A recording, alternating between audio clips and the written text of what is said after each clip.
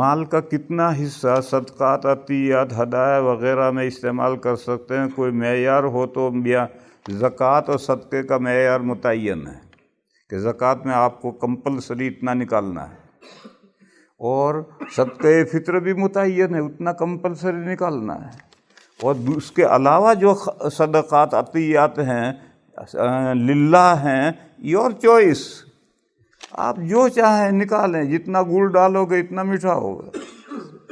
میں تو اپنے دوستوں کو یہ کہتا ہوں، میرے جو احباب ہیں، کہ 2.5% تو غریبوں کا حق الگ نکالو اور دوسرا 2.5% الگ نکالو۔